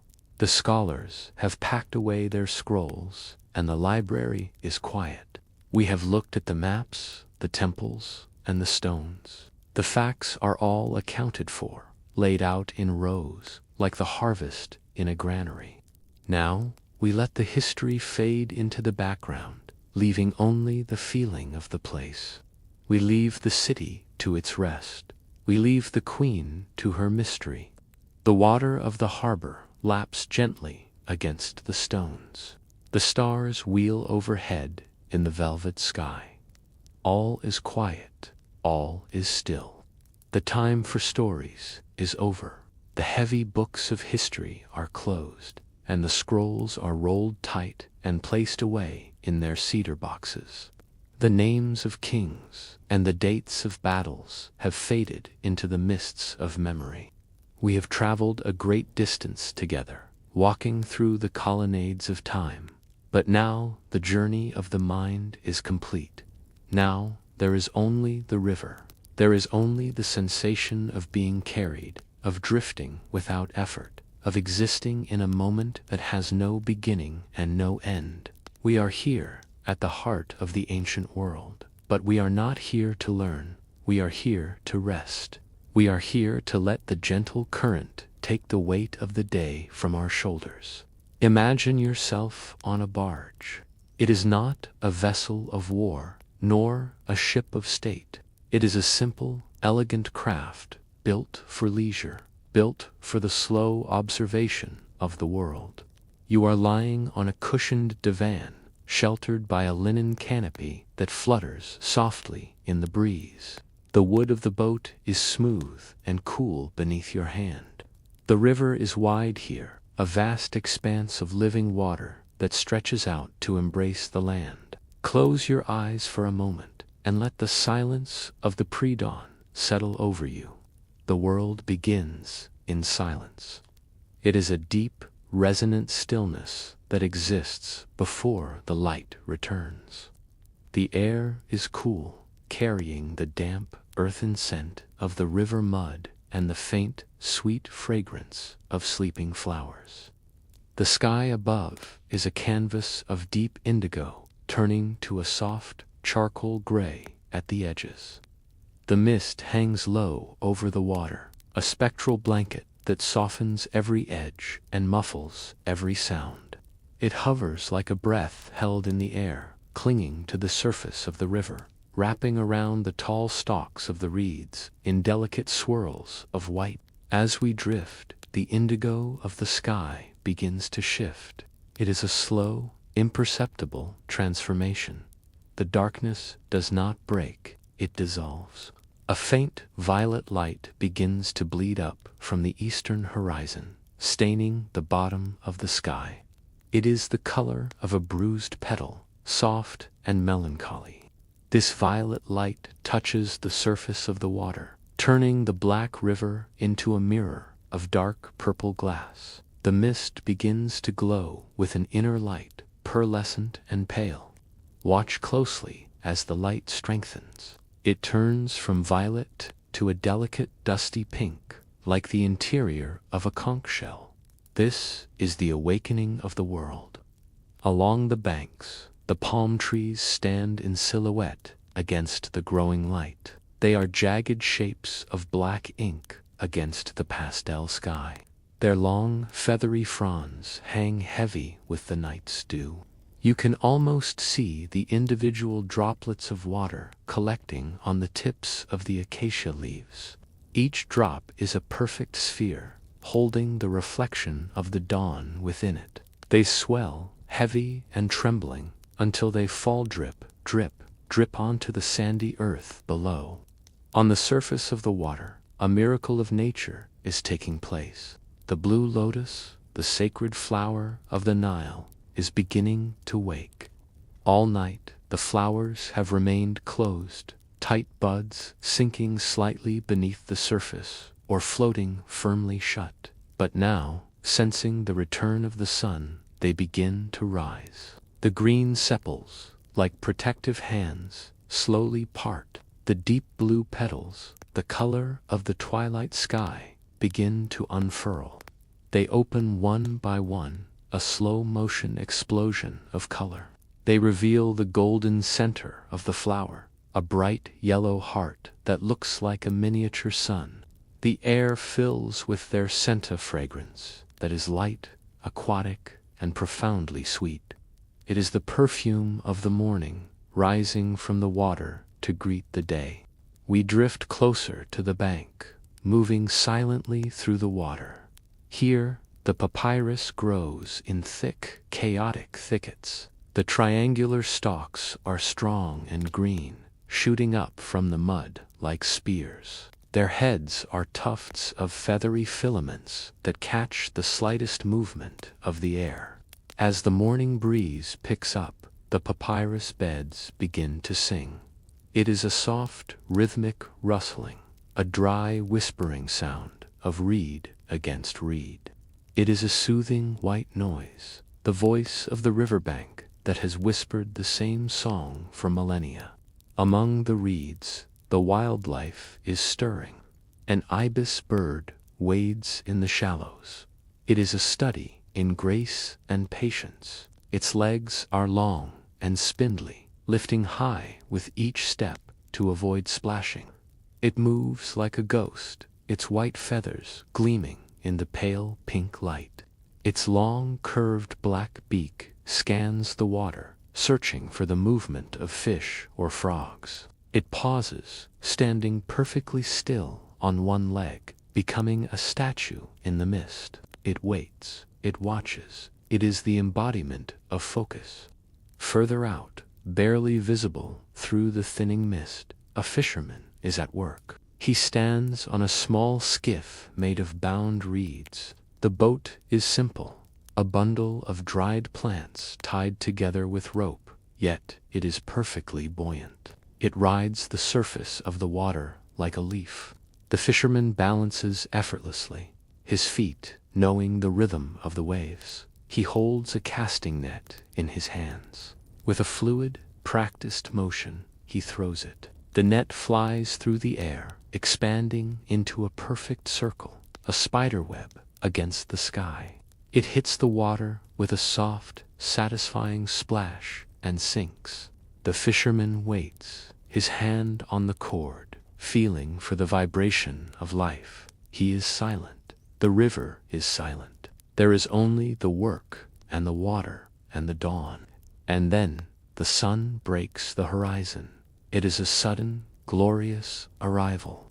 The disk of the sun, Ra in his celestial boat, crests the edge of the world. It is pure gold, blinding and brilliant. The light hits the water, and the river ignites. The dark purple turns to sparkling sapphire and diamond. The mist, struck by the heat, begins to swirl and rise. It lifts off the water in ghostly columns, vanishing into the warming blue of the sky. The air changes instantly. The cool dampness of the night evaporates, replaced by the gentle, growing warmth of the Egyptian day. On the banks, the mud brick houses are waking up. The walls, thick and solid, begin to absorb the heat. You can imagine the smell of the earth warming up, a dry, dusty, comforting scent. Thin trails of smoke rise from the courtyards as fires are lit for the morning bread. The smoke rises straight up in the still air, pillars of gray against the brown of the hills. The day has officially begun. The cycle continues. The river flows on, carrying us with it, deeper into the timeless land. As the sun climbs higher, we drift away from the wild banks and towards the settlements. The morning moves into the midday. The light becomes brighter, whiter, more intense. The shadows shorten and retreat under the trees. The air grows heavy with heat, a warm blanket that slows the pulse and relaxes the muscles. We are drifting past a marketplace now, but we are separate from it. We are observers, floating by in our bubble of silence. We can see the life on the shore, and more importantly, we can smell it. The scent of the market reaches us across the water. It is a rich, complex tapestry of aromas. The first thing you smell is the spice. It is the warm, sharp scent of cinnamon and cardamom brought from distant lands to the east. It tickles the nose, a dry and dusty smell that speaks of deserts and caravans. Mingling with the spice is the smell of grain. Great sacks of burlap sit open in the sun, filled to the brim with lentils, barley, and wheat. The lentils are small discs of orange and brown. The wheat is golden. The smell is wholesome and earthy, the smell of the harvest baking in the sun. There are jars of oil, tall ceramic vessels sealed with wax. The olive oil inside is thick and green, smelling of crushed fruit and grass. Beside them are jars of honey, dark and amber-colored. The scent of the honey is sweet and heavy, attracting the bees that buzz lazily in the warm air. Their droning hum is a constant background noise, a hypnotic sound that blends with the low murmur of voices. From our vantage point on the river, the voices are just a gentle rumble, a human river flowing alongside the water. We can see the textures of the goods on display. There are bundles of linen cloth, stacked high like blocks of white stone. The fabric is woven from flax, crisp and cool to the touch. It is blindingly white in the sunlight, a stark contrast to the brown of the earth. Nearby, merchants display baskets of fruit. There are mounds of figs, purple and soft, ready to burst with sweetness. There are clusters of dates, wrinkled and brown, smelling of caramel and sugar. The heat intensifies their scent, making the air around them thick and sticky with sweetness. In the shade of a woven awning, a woman examines an alabaster jar. The stone is magnificent cream-colored, smooth, and translucent. The sunlight filters through the thin stone, making the jar glow from within. It looks cool to the touch, a piece of frozen milk amidst the heat. Beside it are garlands of fresh flowers, lotus, jasmine, and cornflower. The petals are beginning to wilt slightly in the midday heat, releasing their essential oils into the air. The floral scent is heady and intoxicating, drifting out over the water to meet us. The market is a place of shadow and light. Overhead, mats of woven reed and palm fiber are stretched on wooden poles to create shade. The sunlight pierces through the gaps in the weave, creating a pattern of bright dots and dark lines on the dusty ground. The dust motes dance in these shafts of light, swirling in slow motion. Everything here moves slowly. The heat dictates the pace. There is no rushing. People move with deliberate grace, seeking the shade, speaking in low tones. It is a scene of drowsy activity, a living painting of commerce and community, bathed in the golden haze of the Egyptian noon. We drift on, leaving the scents of the spices and the flowers behind. The river carries us further. The sun has passed its zenith and hangs high and hot in the sky. The light is blindingly bright, reflecting off the white limestone cliffs in the distance. We need shelter. We need the cool embrace of stone and leaf. In our mind's eye, we leave the boat for a moment and step into the sanctuary of a temple garden. This is a private place, enclosed by high walls of sandstone. The walls are thick, blocking out the wind and the noise of the outside world. Inside, the silence is profound. It is a heavy, sacred stillness. The air here is different. It is cooler, trapped by the stone and cooled by the water. In the center of the garden lies a rectangular pool. It is cut deep into the earth, lined with stone.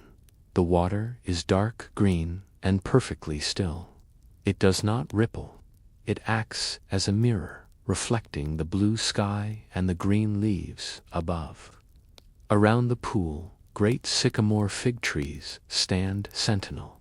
Their trunks are wide and gnarled, covered in bark that looks like aged skin. Their roots go deep into the damp earth, drinking from the water table. Their leaves are broad and leathery, casting a deep, solid shade. Under the canopy of the sycamores, the light is dim and green. It is a relief for the eyes. The ground is covered in soft, cultivated grass, cool and damp against the skin. Rows of date palms line the walls, standing like pillars in a great hall. Their trunks are rough and textured, rising straight up to explode into crowns of feathery fronds. Bunches of dates hang down, turning from yellow to red as they ripen. Between the trees, grapevines have been trained to climb on wooden trellises. The vines are thick and twisted, the leaves forming a roof of living green. Small bunches of grapes hang in the shadows, dark purple orbs hiding from the sun. The light filtering through the vine leaves is soft and diffuse, creating an underwater feeling. Wandering freely through the garden are sacred geese. They are plump and white, with orange beaks. They move slowly across the grass, grazing with quiet contentment. Occasionally, they make a soft sound, a low murmur that does not break the silence, but deepens it. They are safe here, protected by the sanctity of the temple. In the corner of the garden, a small fountain plays. Water trickles from a stone spout into a low basin. The sound is mesmerizing. Drip, drip, trickle. It is a steady, rhythmic sound, marking the passage of time in droplets. The stone of the basin is covered in soft, velvety moss, green and damp. Nearby, stone benches are placed in the deepest shade. The stone is cool, almost cold, against the back. You sit and rest. You watch the play of light and shadow on the ground. You smell the pomegranate trees, which are in full bloom. The flowers are a brilliant, shocking red, burning like little fires in the green gloom. Their scent is sweet, heavy, and drowsy. The afternoon wears on. The shadows in the garden lengthen, stretching out across the grass like long fingers. The heat begins to drain from the day. The intense white light softens, turning gold. It is time to leave the sanctuary. It is time to return to the river. We step back onto our barge. We lie back on the cushions. The boat pushes off into the current. The golden hour has arrived. The sun is beginning its descent into the underworld. We look to the west, towards the land of the dead, towards the desert. The transformation is breathtaking. The sand, which was bleached white at noon, now glows with a rich inner fire. It turns gold, then deep amber, then a burning ochre. The dunes look like waves of solidified light. The sun is a giant red sphere, heavy and distinct. It touches the horizon, and the sky responds. Colors spill across the heavens: violent oranges, deep purples, streaks of crimson. The silhouettes of the world become sharp and black. The distant hills are jagged cutouts against the fire of the sky. The pyramids, far away, are perfect black triangles, geometric mountains that seem to anchor the earth to the sky. On the river, the day's work is ending. We see the feluccas, the sailboats of the Nile, heading home. Their tall, triangular sails, which were bright white all day, are now shadowed and gray.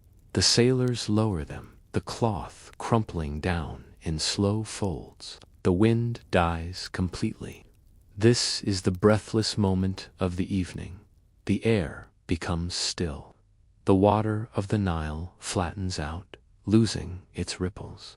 It becomes a perfect mirror. It catches the colors of the sky and holds them. The river is no longer water. It is a flow of liquid copper and gold. It glows with the reflection of the sunset. As the sun sinks halfway below the horizon, the first star appears. It is the evening star, Sothis, clear and bright in the darkening blue of the upper sky. It hangs there like a jewel, a promise of the night to come. On the banks, the human world is preparing for darkness. Small lights begin to flicker. Oil lamps are lit in windows and doorways. They are tiny, warm sparks of orange light against the growing blue of the twilight. They look fragile and brave, little beacons of home. The birds are returning to their roosts. Flocks of ibises and herons fly overhead, their silhouettes dark crosses against the purple sky. Their calls are sleepy and low. They settle into the reeds and the tops of the palm trees, rustling the leaves as they find their places. The noise of the day fades away. The shouting of the boatmen, the hammering of the craftsmen, the braying of the donkeys, it all drifts away into silence. The heat radiates off the land, rising up and leaving behind a balmy, gentle warmth. The air feels soft on your skin, like a silk veil. There is a profound sense of peace in this transition. It is the sense of eternal recurrence. This sunset has happened millions of times before. It happened for the pharaohs, it happened for the farmers, and it is happening for you. The sun dies, and the sun is reborn. The river flows, unchanging. You are part of this endless cycle. You are safe within it. There is nothing to do but watch. Watch the gold turn to russet. Watch the russet turn to violet. Watch the violet deepen into the blue of the night. The sun is gone. The horizon is a faint line of fading light, a memory of the day, and then that too is gone. The night has fallen completely. The world is wrapped in a blanket of stars. We are alone on the river now. The darkness is total, but it is not frightening. It is a velvet blackness, soft, deep, and embracing. It feels like a physical weight, a comfortable blanket pulled up to the chin of the world. Because we are far from the cities of the modern world, the sky is alive. It is a crushing canopy of light.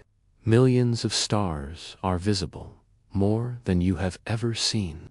They are diamond-hard and brilliant. They do not twinkle. They burn with a steady, ancient light. The Milky Way is visible as a distinct band of white light, a celestial river of milk that mirrors the Nile below. It stretches from one horizon to the other, a bridge for the gods. The constellations wheel overhead. Orion, the great hunter, rises in the east. To the ancients, he was Osiris, the lord of the afterlife, the god of resurrection. He strides across the sky, his belt of 3 bright stars shining clearly. He watches over the sleeping land, a guardian in the night. The moon rises, a great disk of silver. It is full and luminous. It casts a path of light across the water, a shimmering road of silver coins that dances on the gentle waves. The river reflects the moonlight, glowing with a ghostly radiance. The boat drifts through this silver and black world. The oars are shipped and dripping. We do not row. We let the current take us. It flows north, always north, towards the sea.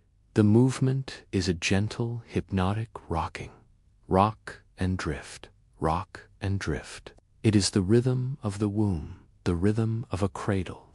You lie back on the cushions, looking up at the infinite depth of the sky. You feel weightless. You are floating between the water and the stars, suspended in the void. The land is asleep. The cities are silent. The temples are dark, their stone halls empty of priests. The fields are quiet, the crops growing silently in the dark. The desert beyond the narrow strip of green is a vast ocean of silence. The sands are cooling, releasing the day's heat back into the sky. The only sound is the water, lap, lap, lap, against the wood of the hull. It is a whisper, a secret language that only the night understands. It is the heartbeat of the earth. You can feel it in the wood of the boat. You can feel it in the air. Your own heart slows to match it. Your breathing deepens. The tension of the world dissolves into the black water. You are safe here. The night gods are keeping watch. They protect the sleepers. They guide the dreams.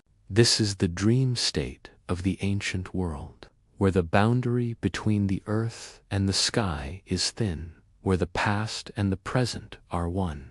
The barge has stopped moving. The silver oars are at rest. The torches are extinguished, and only the moonlight remains. The river flows on, as it always has, and as it always will. You are safe here, drifting on this endless current of time. The story has faded into the night. The history is just a dream. Let go of the shore. Let go of the light. The darkness is a friend. The sleep is deep. Good night.